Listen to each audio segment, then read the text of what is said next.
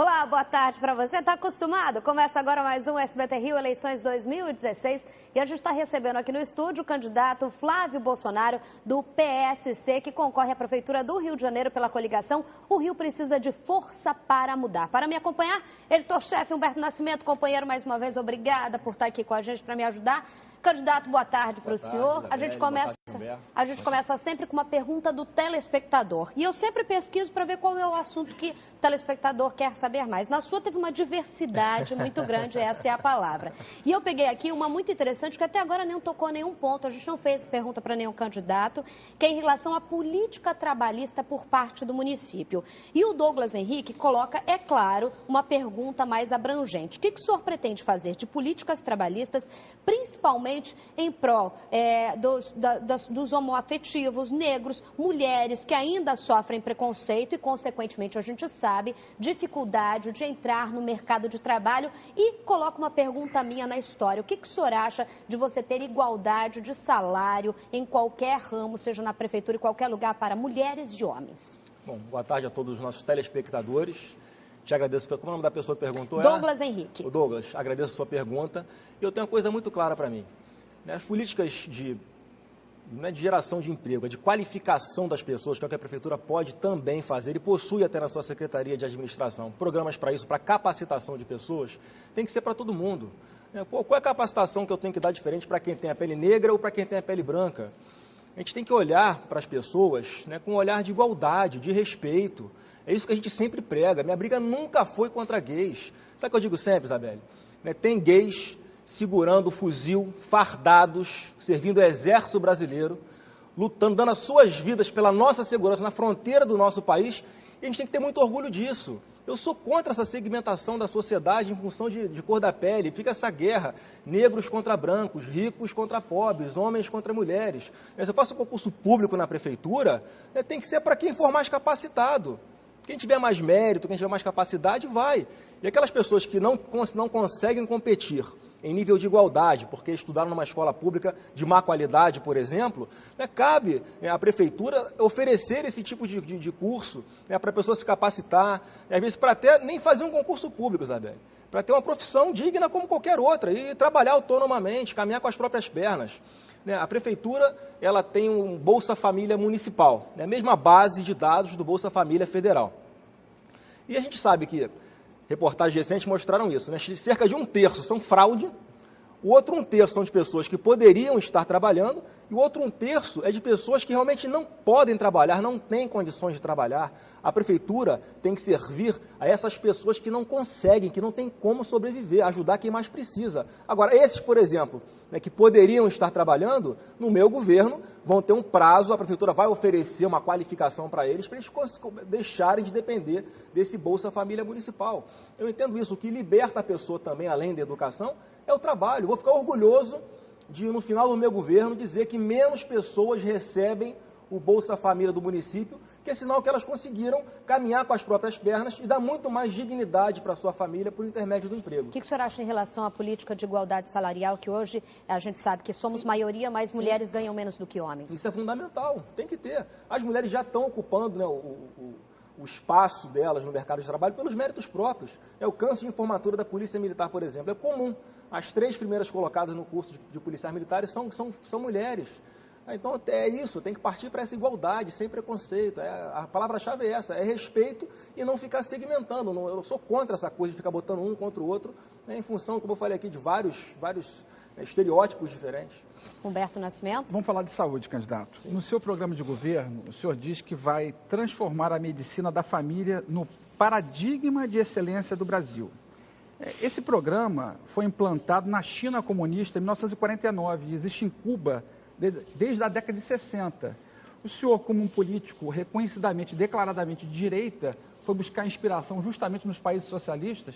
Olha, o comunismo só nos inspira no que não devemos fazer. O comunismo e o socialismo são regimes que mataram milhões de pessoas no mundo, que perseguiram negros, judeus, mulheres. A saúde preventiva não é inspiração em países comunistas. Médico de família foi inspiração. Não, tem Cuba. Que foi, Niterói, aliás, foi uma das primeiras cidades do país que trouxe esse programa Mais Médicos, que traz esses curandeiros que não são médicos para atender o mais carente aqui no nosso país, isso é, além de um absurdo, que você está colocando pessoas, né, que, via de regra, não têm a menor capacidade de estarem prestando um serviço médico de qualidade para quem mais precisa. Eles não fizeram revalida, né? Tem esses ditos médicos cubanos, que se você perguntar se Bezetacil é intramuscular, endovenosa ou oral, não sabe. Circula na internet aí, tem um monte de médico cubano pedindo eletroencefalograma do abdômen.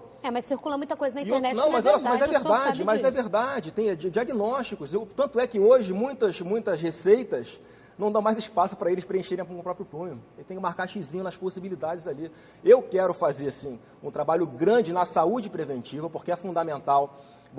O investimento que você faz agora, você não apenas economiza lá na frente, como você promove uma qualidade de vida melhor para essas pessoas. Isso tem que ser ampliado, sim. Então, a minha proposta é focar muito na prevenção, agora também dentro da realidade da prefeitura e fazendo concursos públicos para contratação de médicos especialistas para que dêem um devido atendimento à população. E hoje, por exemplo, vocês terem ideia, a grande parte dos hospitais estão na mão das chamadas organizações sociais. Uma organização social paga para um médico, o município paga para uma organização social R$25 mil, que repassa R$10 mil para o médico. E o médico que é concursado recebe 1/3 disso para prestar o mesmo serviço.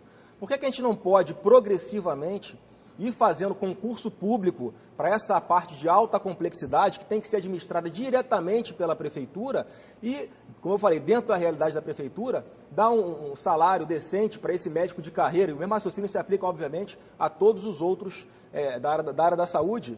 Por que essa diferença tão grande? Se custa R$25 mil para a prefeitura e o médico recebe 10 mil na ponta da linha, onde vai parar esse dinheiro? O senhor é contra a organização social? Eu sou a favor da parceria público-privada nessa parte de prevenção. Eu acho importante ter uma flexibilidade maior na contratação das pessoas. Eu acho importante ter liberdade para a contratação de pessoas que preferencialmente residam nos locais onde eles vão trabalhar. Porque tem muito problema aqui. Se a comunidade, por exemplo, que é dominada por tráfico, eles, dependendo ali de quem manda no local, têm dificuldade de entrar, não deixam lá a prefeitura fazer o seu papel e levar essa saúde preventiva para a população. Agora, se a pessoa mora no local, de repente, tem menos dificuldade. Então, investir na qualificação dessas pessoas. Essa é uma forma da prefeitura gerar emprego. Mas a OS fica ou sai no seu governo? Na alta e média complexidade, na minha opinião, tem que ser a administração direta da prefeitura. Na baixa complexidade, que é na prevenção, tem que ser parceria público-privada com as OS. Vamos falar agora com melhores índices aí de medição de resultados. Falar agora de segurança, Humberto? Antes, só uma pergunta. No ano passado, o senhor defendeu 4 PMs que agrediram uma juíza dentro do batalhão prisional da Polícia Militar. Segundo o senhor, era preciso respeitar a presunção de inocência dos policiais presos. Como é que o senhor se sentiu defendendo bandido, como o senhor costuma se referir aos defensores dos direitos humanos de presos não policiais? Nesse caso específico, eu estava dentro ali do batalhão. Eu sou uma pessoa que tem um trabalho muito voltado para a segurança pública, não passa a mão na cabeça de bandido, pelo contrário. Eu acho que ali no batalhão prisional as estatísticas mostram isso. Vários acabam voltando ao trabalho normal. Mas não é no caso dos 4. Mas vou chegar lá. Acaba voltando ao trabalho normal nas ruas, nos batalhões. E como é que esse policial volta depois de ser tratado como um bandido? Ali tinha que ser um local de se investir numa reciclagem deles, não de se pré-julgá-los como se eles já fossem bandidos. Porque grande parte dos que estão ali, ou melhor, a maioria, 99% dos que estão ali, não tem uma sentença transitada em julgado ainda. Agora, nesse caso específico, que eu ouvi dos policiais, é que eles tiveram ali uma série de situações com a juíza, que ela, por exemplo, tomou lá remédio de uma pessoa que precisava tomar remédios controlados. Então, não foi uma defesa dos 4, foi que tivesse ali um respeito de ambas as partes. Esse foi meu posicionamento. Mas esse não é o papel justamente das entidades de direitos humanos nos presídios comuns? Sim, tem que ir fiscalizar. Agora, grande parte das coisas que estavam ali estavam autorizadas pela vara de execuções penais. Eu não sei se o senhor recorda a ficha criminal dos 4 PMs presos. O Alan Lima foi flagrado num vídeo participando de um assassinato. Sim. O Aldo Leonardo foi preso pela Polícia Federal recebendo uma mesada do NEM da Rocinha. O Aloysio Souza foi preso em flagrante por tráfico e extorsão. E o José Luiz da Cruz foi expulso da PM recentemente por cobrar propina de comerciantes de Bangu. Todos os nomes que você falou, eu nem sei quem são. Se passar ao meu lado aqui, eu não sei quem é. Eu estava defendendo ali uma situação apenas de respeito. Eu acho que houve excesso de ambas as partes. Isso que eu fui contra no momento. Não pode tratar uma pessoa que está ali que ainda não foi condenado, eu não sei, não sei qual foi o crime que todo mundo ali cometeu, né, ou é acusado de ter cometido. E a minha situação ali foi de buscar um equilíbrio, foi essa a minha postura ali. Vamos continuar dentro do equilíbrio da segurança. Sim. Segurança, guarda municipal. A gente está vendo muito, eu gosto de repetir bastante aqui, que eu nunca vi, confesso para vocês aí de casa, uma pauta de segurança tão em voga em uma campanha municipal. Qual seria o papel de uma guarda municipal, que eu até imagino qual seja o seu posicionamento, seja armado ou não armado, eu imagino que você defende uma guarda armada. Como que seria o papel dessa guarda e qual é o dinheiro para se investir em ter uma guarda armada, gerenciando conflitos e não provocando ou causando tragédias maiores numa cidade deflagrada pela violência? Olha, como você bem colocou, uma cidade deflagrada pela violência. O que a população está buscando nessa eleição, segurança, que é uma atribuição do Estado. Mas a prefeitura, os municípios, tem sim a sua participação nisso, tem como ajudar. A própria Lei Federal 13.022, né, que é a lei que rege o Estatuto Geral das Guardas Municipais, coloca lá, que é uma competência das guardas atuar na segurança preventiva, tomar conta da vida do cidadão. Então, Isabelle, esse é um trabalho que eu entendo que é de longo prazo, mas que é preciso o prefeito em algum momento encarar, porque na minha posição, na minha opinião, a guarda municipal, se ela for qualificada, treinada, né, para usar arma de fogo, sim, na defesa da vida do cidadão, ela vai poder atuar como aconteceu em Nova York, combatendo os chamados delitos menores. Mas a gente não é Nova York, né? Não, mas olha só, eu vou chegar lá, não estou falando para a Guarda Municipal substituir a Polícia Militar, pelo contrário, é para fazer um trabalho em conjunto. Agora, há a possibilidade de criar espaços urbanos seguros, que são os corredores comerciais, né, algumas estações de transporte, né, com maior fluxo de pessoas, pontos turísticos, e você pode colocar a guarda municipal com a qualificação, porque só a simples presença ali da guarda, muitas vezes, inibe um crime, né? Uma viatura da guarda municipal com o giroscópio ligado, usando a mesma filosofia, inclusive, da polícia militar, de ostensividade, mas atuando de forma preventiva, já pode inibir a ação por parte de alguns marginais. Essa é a ideia.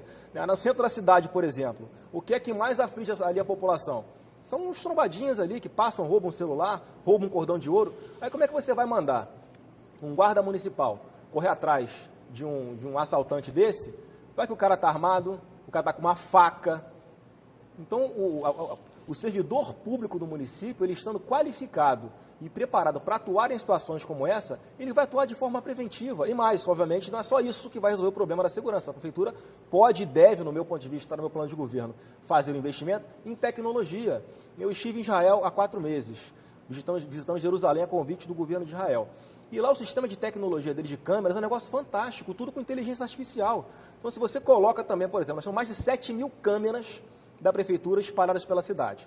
Se nós conseguíssemos ir colocando uma tecnologia que fizesse a leitura facial, por exemplo, nós conseguíamos um convênio, uma parceria, com a Polícia Civil ou com a Polícia Militar, você teria condições, a prefeitura ajudando na segurança preventiva, de dar uma resposta muito mais rápida às ações criminosas e mais.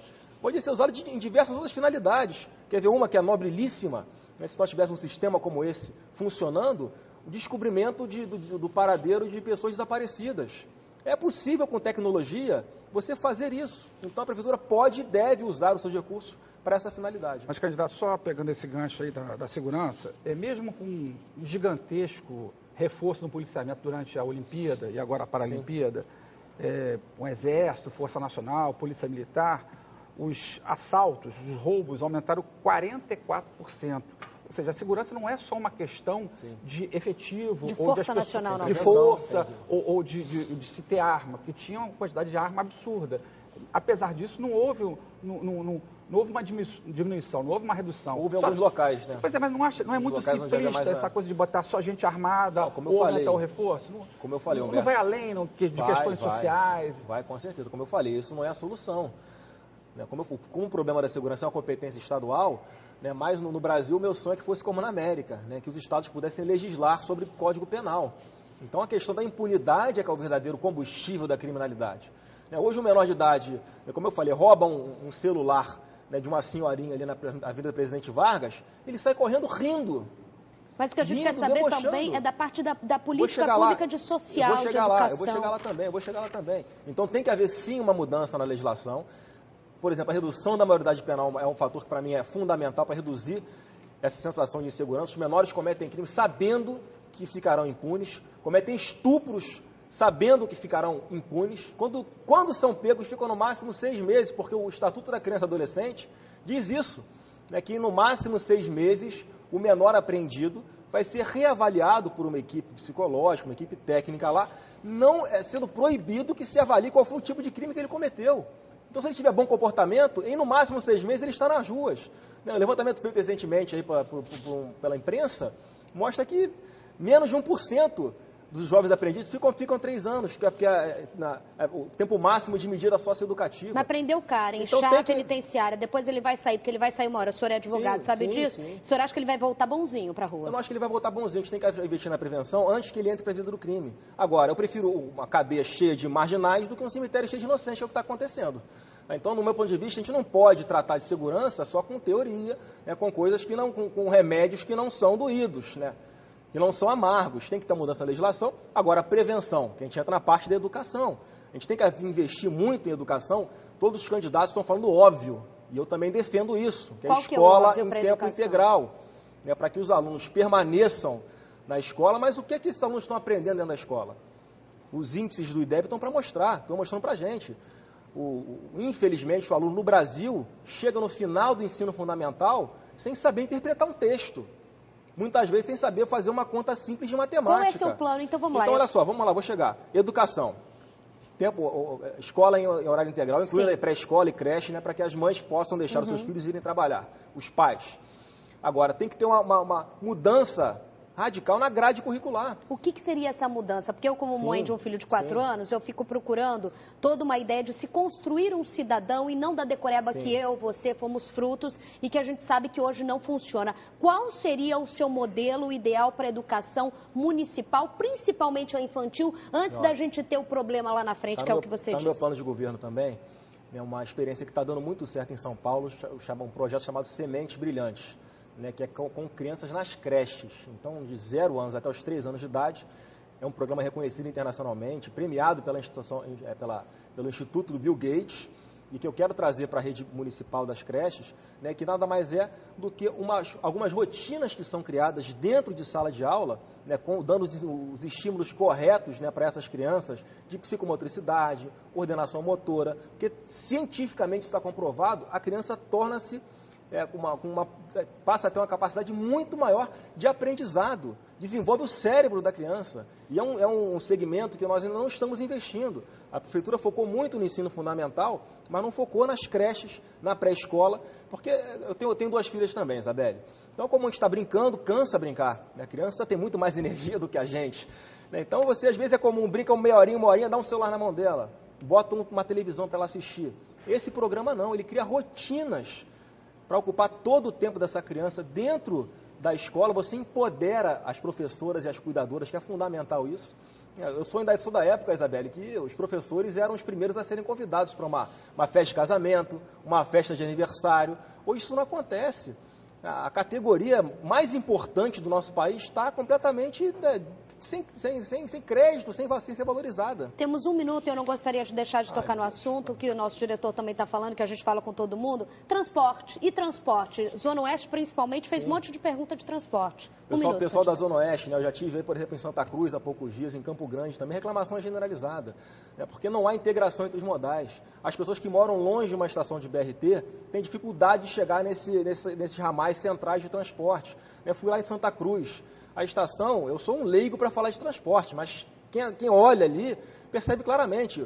A estação final, o ponto final de Santa Cruz, deu um nó no trânsito ali do bairro, estreitou as calçadas, prejudicou o comércio, ainda está servindo de moradia para um monte de morador de rua. Qual é a solução para a Zona Oeste? Transporte. Ali tem que ter um trabalho pensado para a integração completa. O sistema de transporte tem que ser pensado como um todo, Só tem no teu plano isso? Tem no meu plano, tem que ser isso. Tem que ser, o que é? Transporte complementar. Né, você tem que incluir em todo o planejamento, né, de oferta que você vai dar de serviço de transporte público para a população, não apenas BRT e BRS. Tem que cobrar dos ônibus comuns, mototáxis, vans, tudo tem que ser regulamentado, reorganizado, e certamente a minha parte técnica, como eu tenho independência para escolher o melhor secretário, ele vai poder fazer isso com toda a competência. Muito obrigada, Flávio, pela participação. Candidato, muito obrigada, Humberto Nascimento. Tamo junto amanhã de novo. Tamo junto porque amanhã é Freixo do PSOL. O candidato vai estar aqui também para nossa sabatina, Marcelo Freixo. Então, eu te espero amanhã. Mas esqueça, tá? Tô no SBT Rio 10 pro meio-dia, depois a gente volta com a sabatina.